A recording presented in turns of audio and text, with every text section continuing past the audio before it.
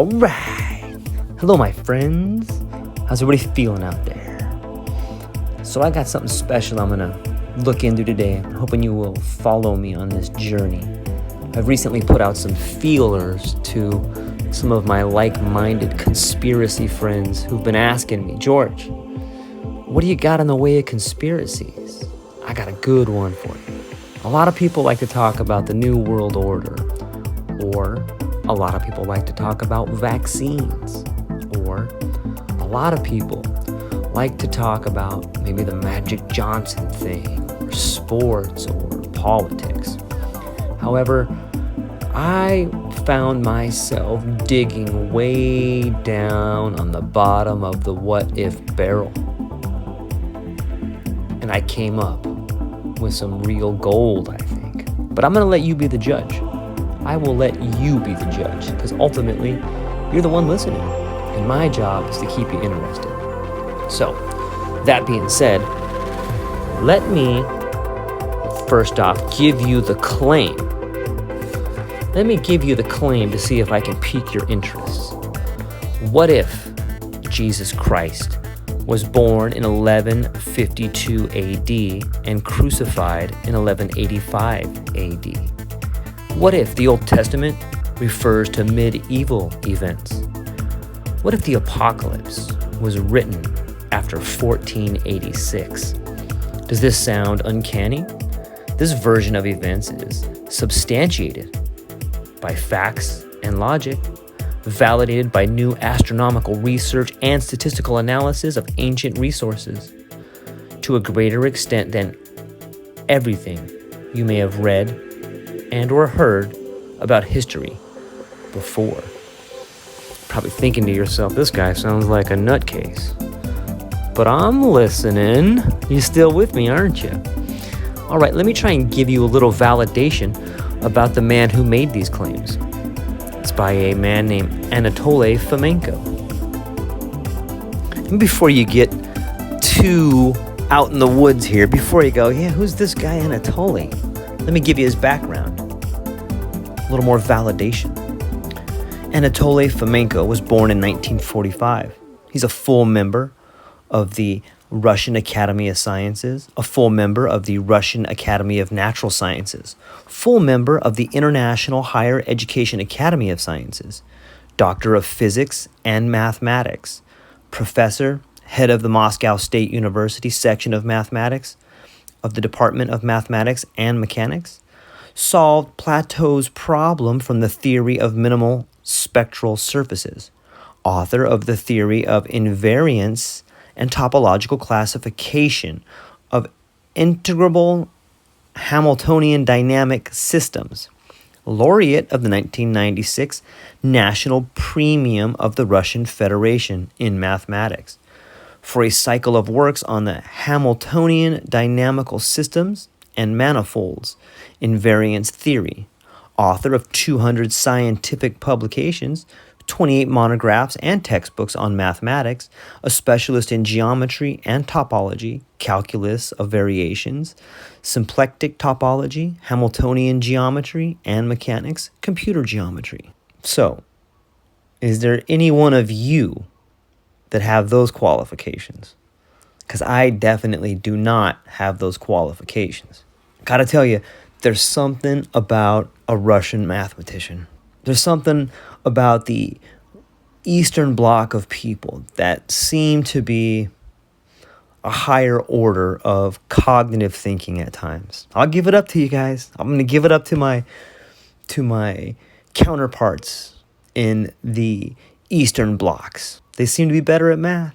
Might not be as good looking as me, but they're probably better thinkers. So let us begin at the beginning.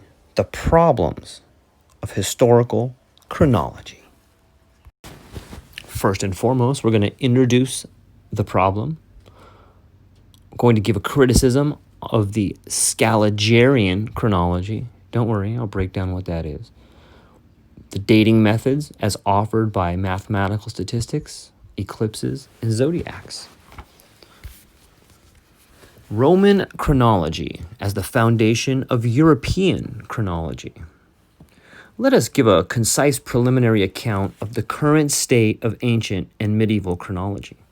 The importance of chronology for historical science is all the greater since this discipline allows for the determination of the time interval between the historical event and the current era, provided it can be adequately translated into terms of contemporary chronology. That is to say, it is given a corresponding BC/AD dating.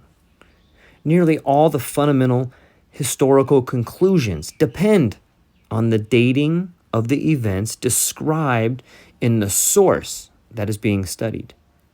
An altered or imprecise dating of an event defines its entire interpretation and evaluation. The current global chronology model has evolved owing to the labor of several generations of chronologists in the 17th through 19th century, and has Julian calendar datings ascribed to all the major events of ancient history. The datings of events referred to in some freshly discovered document are predominantly based on the Roman chronology, since it is considered that all the other ancient chronological datings can be linked to our calendar via direct or indirect synchronisms with the Roman dates.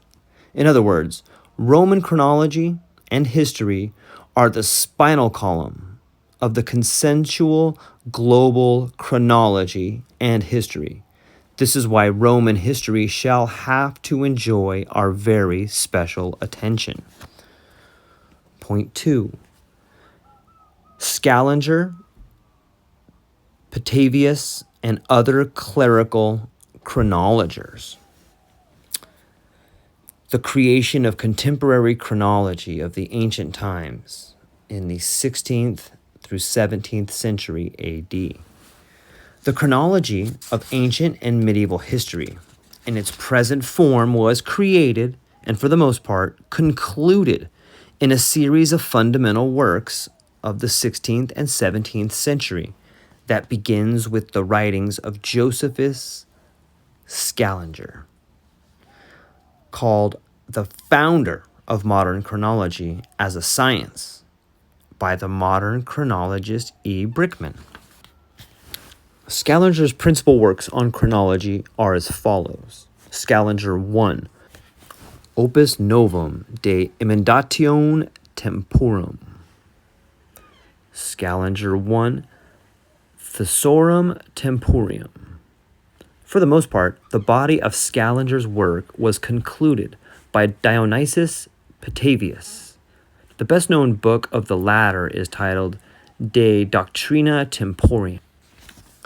To quote the prominent contemporary chronologist E. Brickman, there has been no chronological research ever conducted that could be called exhaustive and conforming to modern standards.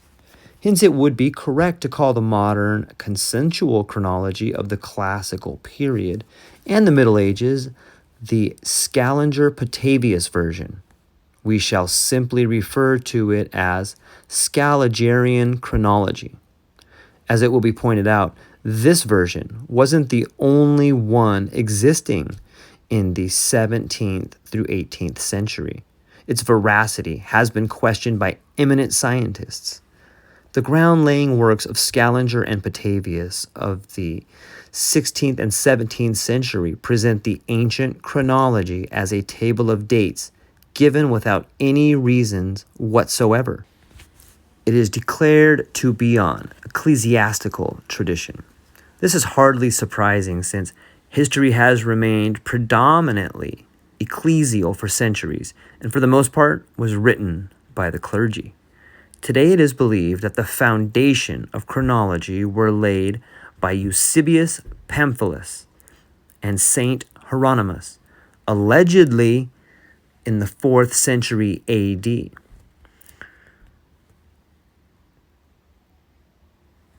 It is worth noting that Eusebius of Caesarea is painted wearing typically medieval attire on the Renaissance epoch, most probably because he had lived in that period of time and not any earlier, despite the fact that Scaligerian history ascribes Eusebius to the 4th century AD during the years 260 to 340. It is interesting to note that his famous work titled The History of Time from the Genesis to the Nicene Council, the so-called Chronicle, as well as the tractate by Saint Hieronymus, weren't discovered until very late in the Middle Ages. Apart from that, historians say that the Greek original is only available in fragmentary form nowadays and is complemented by the ad libitum translation made by Saint Hieronymus. Mark the fact that the Nicephorus Calistius attempted to write the new history of the first 3 centuries in the 9th century, or revise the history of Eusebius. But he could not do more than repeat that which was written by Eusebius. However, since the work of Eusebius was only published in 1544, that is much later than the writing of Nicephorus, one has reason to wonder, could the ancient Eusebius have based his work on the medieval tractate of Nicephorus Calistius? On figure 1.7, we can see a painting of Caesar Nebbia and Giovanni Guerra that was allegedly created in 1585 to 1590. According to historians, it depicts a scene of Saint Jerome and his pet lion visiting the library of Eusebius, whose chronicle was translated by Jerome in Caesarea. What we see here, however, is a typically medieval scene of the Renaissance epoch, or maybe even the epoch of the 16th through 17th century. The library shelves are filled with books that look basically the same as those of the 18th and 19th century, in hard covers with wide fastening straps. The artists of the 16th and 17th century have most probably painted recent medieval events and characters cast into the Dark Ages by later 17th and 18th century chronologists of the Scaligerian tradition. It is assumed that Scaligerian chronology was based on the interpretations of assorted numeric data collected from the Bible. Certain basis dates that were used as reference points originated as results of scholastic exercises with numbers. For instance, according to the eminent chronologist J. Usher, the world was created on Sunday, 23rd of October, 4004 BC, in the small hours of the morning. Mind-boggling precision. One is to bear in mind that the secular chronology of the present days is largely based on the scholastic biblical chronology of the Middle Ages. E. Brickman, a contemporary historian, is perfectly right to note that the Christian historians have made secular chronography serve ecclesial history. The compilation made by Hieronymus is the foundation of the entire edifice of Occidental chronological knowledge. Although Joseph Scaliger, the founding father of modern chronology as a science, had attempted to reconstruct the entire tractate of Eusebius, as E. Brickman tells us, the datings of Eusebius that often got transcribed erroneously in manuscripts are hardly of any use to us nowadays, due to the controversy and the dubiety of all these medieval computations. The Genesis dating, for instance, varies greatly from document to document. Let us quote the main examples. 5969 BC, the Antiochian dating, according to Theophilus 5508 BC, the Byzantine dating, also known as the Constantinople version. 5493 BC, Alexandrian, the Annian error, also 5472 BC. 4004 BC, according to Usher, a Hebraic dating. 5872 BC, the so-called dating of the 70 interpreters. 4700 BC, Sumerian. 3761 BC, Judaic. 3491 BC, according to Hieronymus. 5199 BC, according to Eusebius. 5500 BC, according to the Julius Africanus. 5515 BC, also 5507 BC, according to Theophilus. 5551 BC, according to Augustine. As we can see, this temporal reference point, considered fundamental for the ancient chronology, fluctuates within the span of 2100 years. We have only quoted the most famous examples here. It is expedient to note that there are about 200 various versions of the Genesis date in existence. On figure 1.8, you can see an ancient painting of the 70 Bible translators, commonly referred to as the 70 interpreters today. The correct Genesis dating issue was far from scholastic and received plenty of attention in the 17th and 18th century for good reason. The matter here is that many ancient documents date events in years past, since Adam or since the Genesis. This is why the existing millenarium discrepancies between the possible choices of this reference point substantially affect the datings of many ancient documents. Joseph Scaliger, together with D. Petavius, were the first ones to have used the astronomical method for proving, but not examining critically the late medieval version of the chronology of the preceding centuries. Modern commentators consider Scaliger to have ipso facto transformed this chronology into a scientific one. This scientific veneer proved sufficient for the chronologists of the 17th and 18th century to put unquestioning trust in the largely rigidified chronological date grid that they had inherited.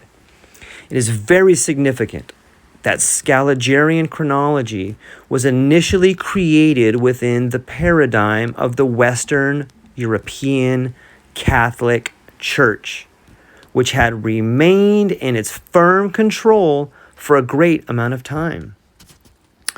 A. Olinkov wrote, "The medieval theologians often tried to calculate the age of the earth, interpreting assorted data contained in the Holy Writ. On having studied the text of the Bible, Archbishop Hieronymus came to the conclusion that the world was created 3,941 years before the beginning of modern chronology. His colleague, Theophilus, the Bishop of Antiochia, had extended this period to 5,515 years. St. Augustine had added another 36 years, whilst the Irish Archbishop James Usher, who had obviously nurtured a fondness for precise numbers, had made the assumption that the world was created in the early morning hours on 23rd of October 4004 BC. Many eminent Western European chronologists of the 16th and 17th century were clergymen. Joseph Scaliger, for instance, was a theologian. Tischerdorf, the founding father of paleography, was a doctor of divinity. Dionysius Petavius, a Jesuit, and an author of several theological works. Their absolute trust in this infallibility of what the ecclesial chronology was telling them determined their entire Weltanschauung. Therefore, their attitude to the data offered by other disciplines was determined by whether or not it could serve the advocacy of this a priori assumption or the other, invariably based on the medieval ecclesial chronology that was later baptized scientific. The fact that the clerical chronologists of the Occidental Church had deified the endeavors of their predecessors of the 15th and 16th century excluded the very possibility of criticizing the foundations of chronology in any way at all, even minutely. Joseph Scaliger, for instance, could not even conceive of such heresy as running a check on the chronological materials of the Holy Fathers, Eusebius and others. Scaliger calls this work by Eusebius, the evangelical preparation, divine, trusting the authority of their predecessors unconditionally. The chronologists reacted to external criticisms very bitterly. The same Joseph Scaliger makes a perfect demonstration of this attitude toward objective scientific criticisms in the following episode. The eminent philologist Joseph Scaliger, the author of the chronology that has received such high scientific acclaim, turned into a keen quadraturist. Let us remind that a quadraturist was someone who tried to build a square equaling a given circle in area, using nothing but a pair of compasses and a ruler. This mathematical problem is insoluble as a principle, which is proven by geometry. However, Joseph Scaliger had published a book where he claims to have proved the true quadrature, which solved the problem. The best mathematicians of the epoch, Viet, Clavius, have tried their hardest to prove to him that his reasoning was incorrect. All in vain. The point here is that Scaliger's erroneous proof made the easy corollary about the perimeter of an equilateral polygon with 196 angles being greater than that of the circle, circumscribing it, which is naturally quite absurd. Nevertheless, Scaliger and his supporters, who had a habit of defending their opinions vehemently, didn't want to acknowledge anything, replying with maledictions and scornful epitaphs, and finally calling all the geometricians complete ignoramuses in what concerned geometry. One might imagine how these people reacted towards attempts of analyzing their version chronology critically. Few are aware that Scaliger and Petavius brought chronology to perfection and absolutely precise datings, quoting the year, day, month, and sometimes even the time of day for all the principal events in history of humankind. For whatever reason, modern monographies and textbooks usually only quote the years of events according to Scaliger Petavius, coyly omitting the month, day, and hour. It is verily a step backwards that deprives the chronology calculated in the 17th and 18th century of its former splendor and fundamentality. By the 19th century, the accumulated volume of chronological material had grown to the extent of inducing respect a priori by its sheer scale.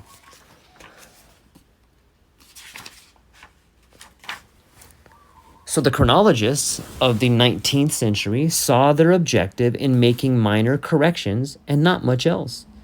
The issue of veracity is hardly raised at all in the 20th century, and the ancient chronology solidifies terminally in the very shape and form given to it by the writings of Eusebius, Hieronymus, Theophilus, Augustine, Hippolytus, Saint Clement of Alexandria, Ussher, Scaliger, and Petavius. To someone in our day and age, the very thought that historians have followed an erroneous chronology for about 3 centuries seems preposterous, since it contradicts the existing tradition. However, as chronology developed, specialists encountered considerable difficulties in trying to correlate the varied chronological data offered by ancient sources with the consensual Scaligerian version.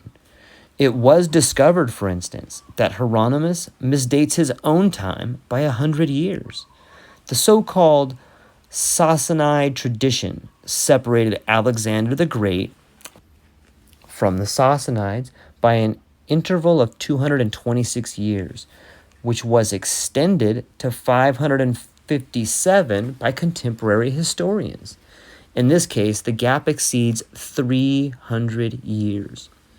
The Jews also allocate a mere 52 years for the Persian period of their history, despite the fact that Cyrus II is separated from Alexander the Great by 206 years. The basic Egyptian chronology has also reached us through the filter of Christian chronologists. This list of kings compiled by Monotheon only survived as quotations made by the Christian authors.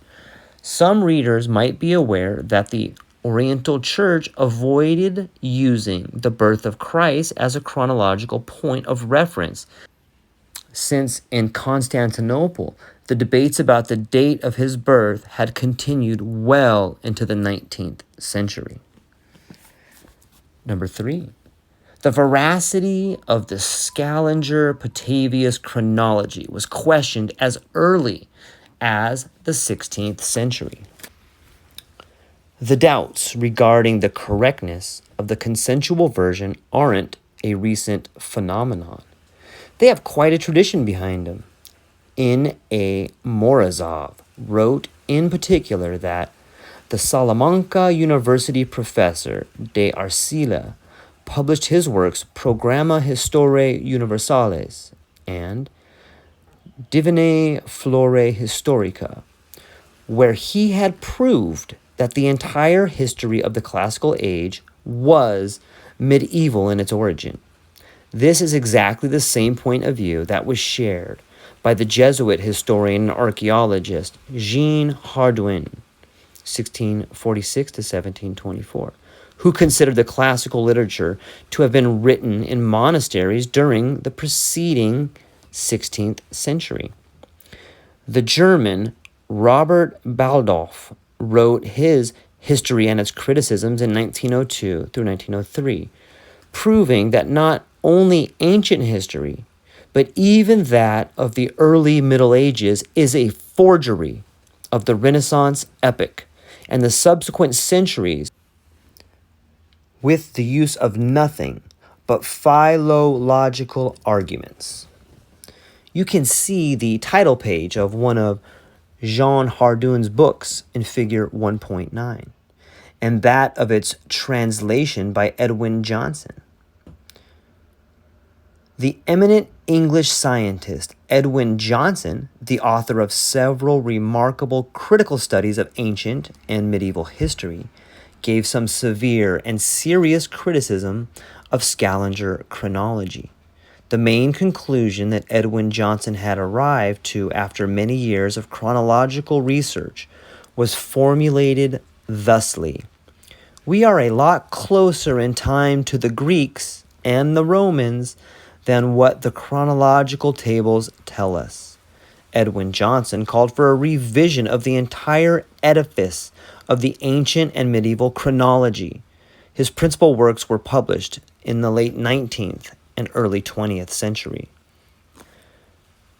Isaac Newton, an English mathematician, mechanician, astronomer, and physicist, the creator of classical mechanics, member of the Royal Society of London since 1672, and its president since 1703, developed differential and integral calculus.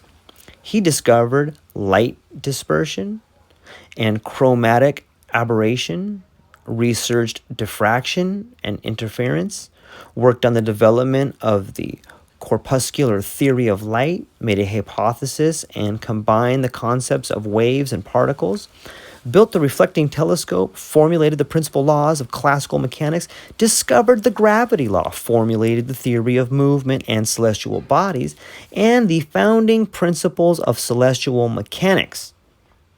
Sir Isaac Newton occupies a special place among the critics of the Scaliger and Petavius version. He is the author of a number of profound works on chronology, where he relates his conclusions regarding the inveracity of Scalinger's version in some of its principal parts. This research remains rather obscure for the contemporary reader despite having provoked major controversy in the past. The main chronological works of Newton's are the following: a short chronicle from the first memory of kings in Europe to the conquest of Persia by Alexander the Great. 2. The chronology of ancient kingdoms, amended. Newton made a radical revision of the ancient chronology based on natural scientific ideas. Some, very few, events were added, extra age. This is true of the legendary voyage of the Argonauts, which Newton determined to have occurred in the 14th century BC, and not in the 10th BC, as was believed in his time period. However, the dating of this event is rather vague in later chronological studies of other chronologers as well. The new chronology offered by Sir Isaac Newton is a lot shorter than the consensual chronology of Scaliger. Newton moved most of the events dated as preceding the epoch of Alexander the Great forward in time, closer to us. The revision isn't as radical as the contained in the writings of N.A. Morozov, who had been of the opinion that the Scaligerian version of ancient chronology was only veracious starting in the 4th century AD. Let us mark that Newton did not go further in time than the BC AD mark in his research. Contemporary historians have this to say about those works of Newton's: they are the fruit of 40 years of labor, diligent research, and a tremendous erudition. Basically, Sir Isaac Newton studied all of the major literary works on ancient history and all the primary sources, beginning with ancient and Oriental mythology. Modern commentators invariably come to the conclusion that Sir Isaac Newton was wrong when they compare his conclusion to the consensual Scaligerian chronology. They say that, naturally, without deciphered cuneiform and hieroglyphic writings, have no archaeological data due to the non-existence of archaeology in that age.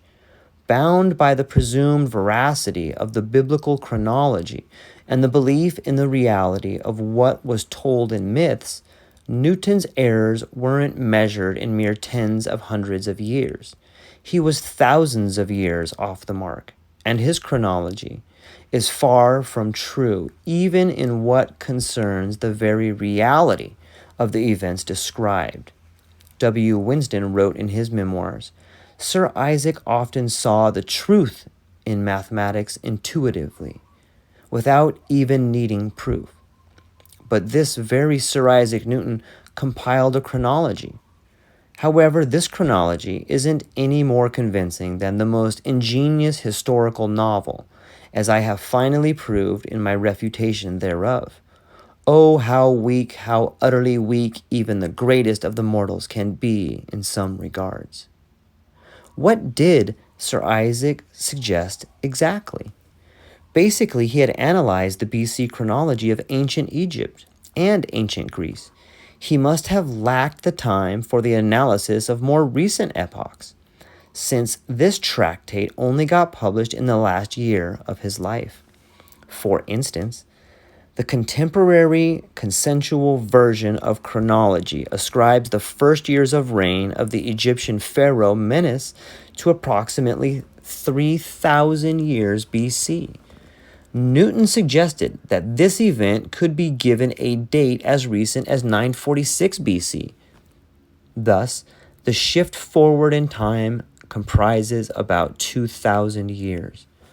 Nowadays, the myth of Theseus is dated to the 15th century BC.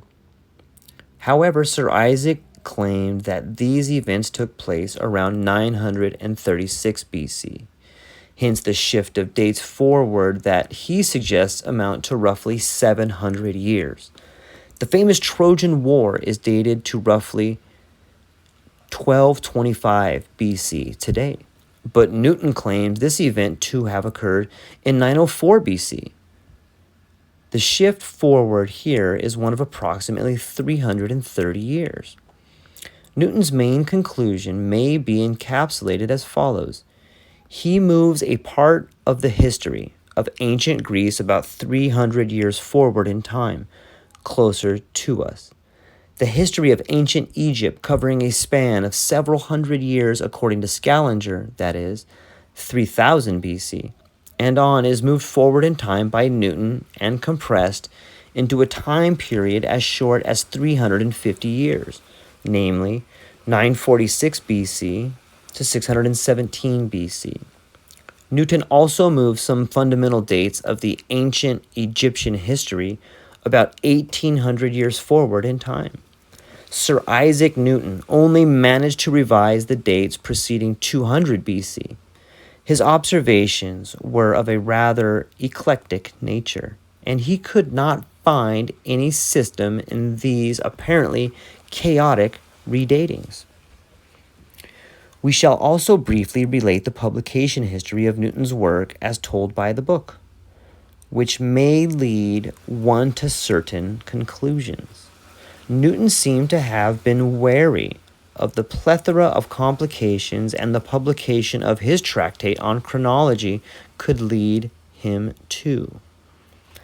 This work of his had commenced many years before 1727. The book had been rewritten numerous times up until his death in 1727. It is noteworthy. The short chronicle wasn't intended for publication by its author. However, the rumors of Newton's chronological research had spread far enough, and the Princess of Wales expressed a wish to familiarize herself with it.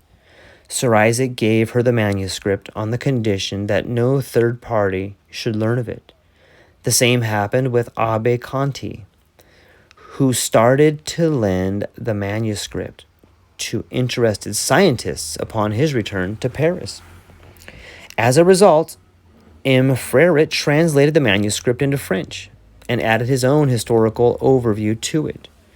The translation eventually reached the Paris bookseller G. Gavillard, who wrote Newton a letter in May of 1724, eager to publish his writings. Having received no answer, he wrote another letter in March 1725, that is, telling Newton that he would consider Sir Isaac's silence as acquiescence for the book's publication, with Ferret's comments. No reply was given to that either. Then Gavillard asked his friend in London to get a reply from Newton personally. Their meeting took place on 27th of May, 1725, and Sir Isaac's answered in the negative. But it was too late. The book had already been published under the following title: Abrégé de chronologie de M. L. Chevalier Newton. Sorry for my very poor attempt at French. Sir Isaac received a copy of the book on 11th of November, 1725.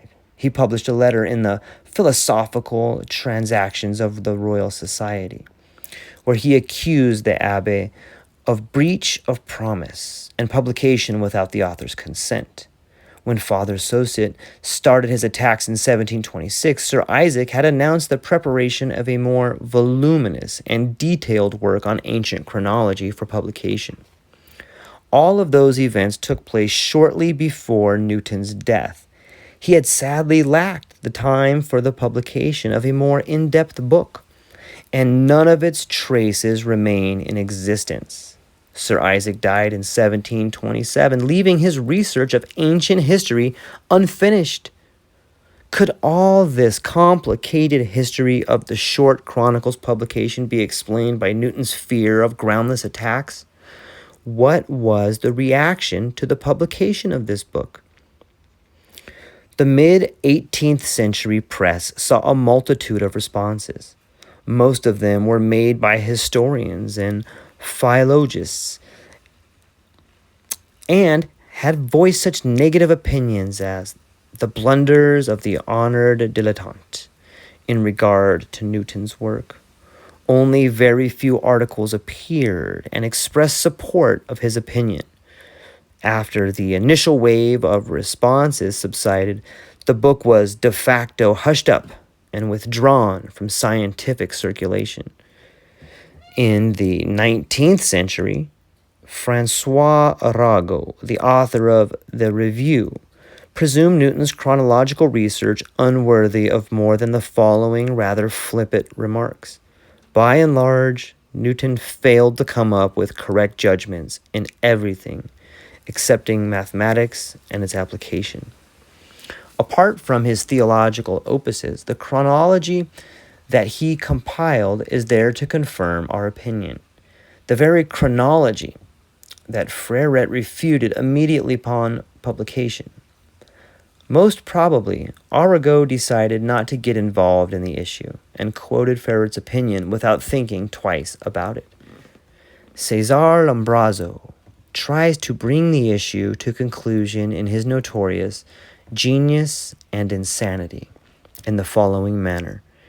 Newton, whose mind amazed the entire humanity, as the contemporaries rightly state, was yet another one to have gone senile in his old age, although the symptoms in his case weren't quite as grave as those of the geniuses listed above. That must have been the time when he had written his Chronology, Apocalypse, and Letter to Bentley, obscure, involved writings quite unlike anything that he had written in his youth. Similar accusations would later be addressed at N.A. Morozov, another scientist bold enough to revise chronology.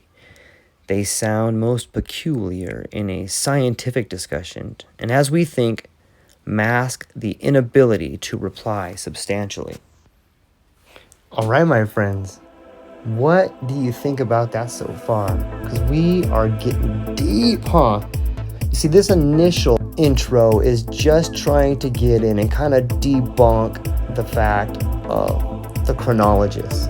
The fact that the majority of our timelines came from Scaliger and Petavius. And if you can trace back the majority of all our timelines back to these two guys who did not really have all the information they needed, and you can think about how science is done today, how difficult it is to argue with the consensus. You can make that same argument to the past.